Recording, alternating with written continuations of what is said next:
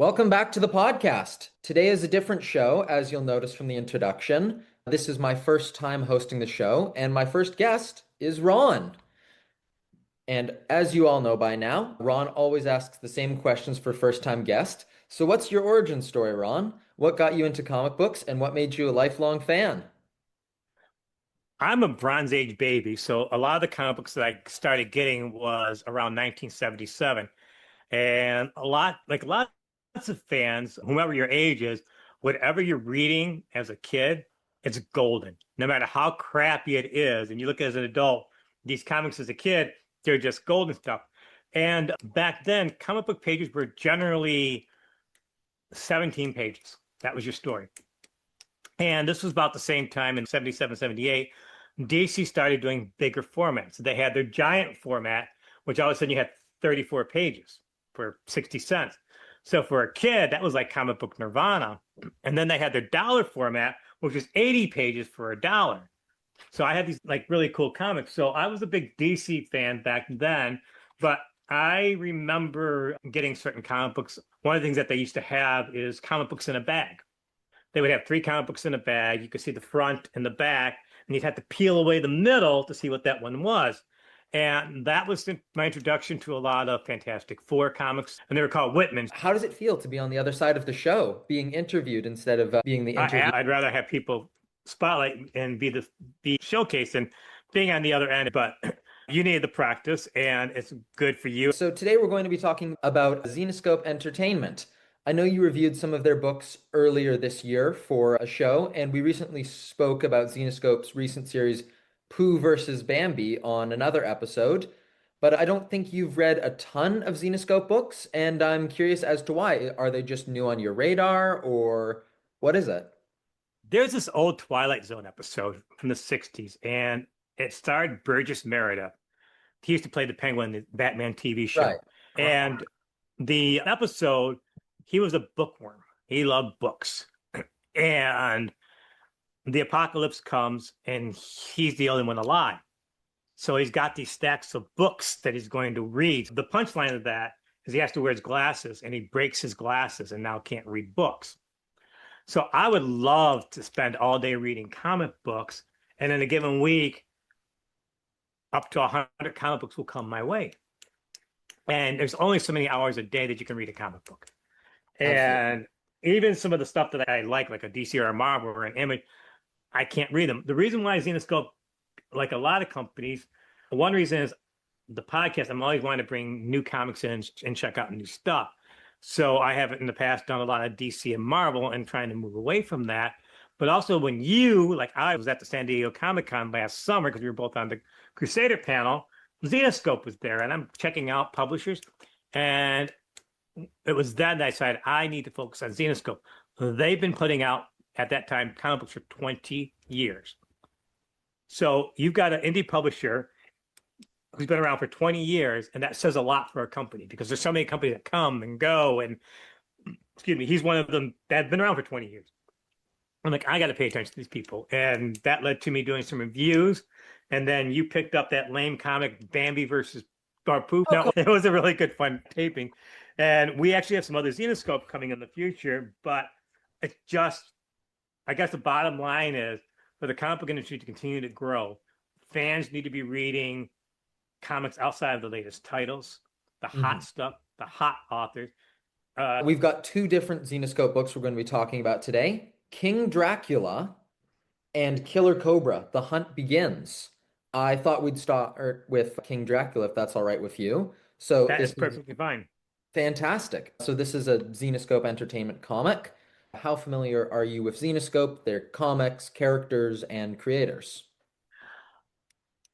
One of the reasons why I haven't done Zenescope a lot is because I felt like there was a big learning curve.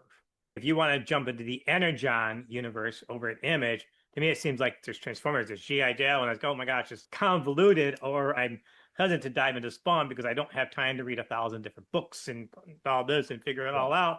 But Zenescope is very user friendly for new and old readers. You can jump into a Zenescope for the most part, pick up something and not feel like I'm lost in continuity. Unlike, let's say, if you just picked up one of the KO titles from DC that's going through now, and you haven't read DC for a while, you're going to be going, what is this all about? Oh yeah, in the KO tie-in where it's Superman versus Captain Atom turns into Monarch. I thought Zenescope wasn't user friendly, but it is. You can Mhm. jump into, like we did Pooh and Bambi, even stuff we do now. If you've never read a Zenescope, you can get this stuff. Absolutely. That's one of the things I really appreciated about this King Dracula miniseries because Dracula, as he appears in this series, he has appeared before. He was killed by Zenescope's version of Van Helsing. He returned from hell in a previous issue, and then he was imprisoned by the vampire lords in Van Helsing, Throne of Blood, all before this comic, King Dracula, even starts. So that makes this miniseries, which is going to be 4 issues, only the first 2 issues are out right now, but I've loved them so far. But this miniseries includes flashback panels to make it accessible to new readers. So you can jump on from King Dracula and know the entire story going forward. But again, in his incarnation of King Mhm. Dracula, they have some other King references going on in the future. And if you're a Zenescope fan, you'll get the stuff in there because it does Mhm. connect. But if you're not a Zenescope fan, they throw the stuff in there. You're not lost scratching your head looking what the heck is going on. It's very friendly for if you've never read King Dracula or any Zenescope. This is something you can pick up and go, oh, this is different and interesting. Absolutely, I agree. So the plot synopsis for issue 1 is as follows. Beneath the streets of New York, the notorious Lord of the Vampires plots to regain his rightful place atop his kingdom. But much has changed during his absence. The Vampire Lords, a ruthless cabal of powerful elders, have staked their claim upon the world, and they have no fear of their former leader, or anyone else. As Dracula begins to claw his way back to the top, he finds an ally in the mysterious and deadly Blood Countess. But will she prove to be friend or foe? What do you think of this premise, and how do you think it's been executed so far over issues 1 to 2, and where do you think it'll go? I have always been a big vampire fan. I love vampires, and it's just like apocalyptic movies. Because Oh we yeah. were talking off, we do a lot of talking, and I sent you a video of this tsunami that was going to hit somewhere. I don't care how bad it is. And I'm really into vampires more than werewolves or anything else. So give me a good vampire story. I'm all in for it. And it was interesting because you could see characters were references, other things were referenced in Mhm. there, but I didn't feel lost because I've probably read maybe not even 2 dozen Xenoscopes total all the way Mhm. through. Don't put it as a second tier indie publisher. No, this was a top tier comic. I was really impressed by the script. It's David Wool who wrote it, and I actually don't have down who the artist is right now, but it was incredible art. I did write down the name of the cover artist for issue 1 just because it completely blew my mind. The cover for the first issue stand out. The only thing I didn't like about the cover is it seemed off with the contents. It was a different, the cover had a different vibe than the actual story, but it was still very good. But no, it's it's a quality that you would accept. It's a quality you expect from an Image comic or IDW or Dynamite, and it's a shame that a lot of people don't know enough about Zenoscope. I agree. You know, I it's what's nice about this is when we're airing this, the next 2 issues are coming out, and I believe they're monthly, so you're not gonna have to wait a long time to read them. And I'm very interested to see where they go with the series and how it's going to absolutely. tie in future Zenoscope stuff. Me too. I'm really interested to see where they go with the next 2 issues. I read the little back of issue 2 blurb for where issue 3 is supposed to go, and I have to ask. Obviously, this is far from the first time Dracula has been adapted into comics. You have Marvel's Dracula, the one that fights Blade, the version from Vampirella, the version that turned Batman into a vampire in that Great Red Rain series, and even Image Comics' recent Universal Monsters Dracula series, where he's a bit more of the classic Bela Lugosi type. What did you think about this interpretation of Dracula in the King Dracula series? To make a Dracula successful, you need to make it core Dracula, but as different as you can. It's not riding on the coattails of other Dracula's interpretations, but still being core to Dracula's. I've read the novel and everything else, that type of stuff. Absolutely. The thing that I found most interesting about this interpretation of Dracula is he's an underdog for once. Like he's on the run. The vampire elders are coming for him. They're trying to take him out, to kill him or take some of his blood. This is a new take. Usually, Dracula is the big main threat, the big imposing evil coming to England to find a new land to prey upon. All powerful, fighting against mere humans who only have one chance in a million to defeat him. I think it's a really interesting sort of flipping of the script to make Dracula the underdog, rising up against the all-powerful vampire elders. It very much fits into that Zenescope style. If you're older or a long-term fan of Zenescope, you go, "Oh yeah, I can see that this is Zenescope," and a Mhm. newer fan go, "Oh yeah, this is something cool and new." It entices you to go, "You know what? I want to go explore more of the Grimm universe and other stuff." So actually also opens up as a gateway to other Zenescope stuff. Absolutely. After reading these two issues, I really wanted to go and check out more of their Van Helsing series. It seems really interesting. I was really intrigued by the stories that were alluded to with the Liesel Van Helsing character.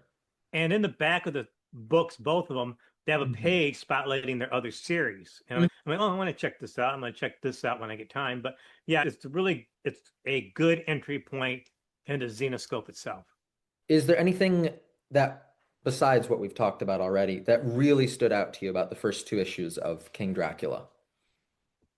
I am like the biggest cheerleader of comic books. I don't do negative reviews. It's okay to be critical about stuff, but and there's lots of websites and there's lots of YouTube channels that do that, and there's a place for critical stuff. But at the same time, these are creators who spend a lot of time and energy creating their Mhm. product. And even if it's a crap, which these obviously aren't, even if it's crap, I have a hard time really dogging the material. It just doesn't seem fair because Ray, you've had stories published. And how would if somebody came along and just trashed your stuff?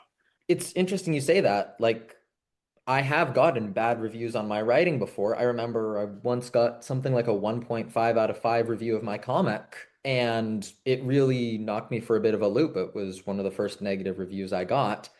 And I thought to myself, like, the guy who reviewed this doesn't know, like, I had to change the script 3 different times because the publisher asked me to. They sent the wrong script to the artist. And then this thing got changed at the last minute without me realizing they don't know all of this. They just read the final product. So it's why I always look for the best in stories. Not that's hard with this book at all. This book was top notch. But I'm very hesitant to be critical of really any comics. I'm very excited to see where it's going to go in the future. Absolutely. I just, if I could say the one thing that really stood out to me is I really enjoyed the opening pages of the first issue. It starts with a weird blood ritual for of Dracula's followers, and it seems like it's going to be your typical like creepy cult opening, only for these high-tech Marines to smash through the roof and take out everybody. Complete subversion of what I expected reading the first page. I was hooked from there. Hit pause for a second. Sure thing. All right, last question on King Dracula. Who would you recommend the first two issues, and of course the next two issues coming out soon, of King Dracula to? I'm not into a lot of spooky horror gore stuff. And the way kids are now, they can just about find anything on YouTube.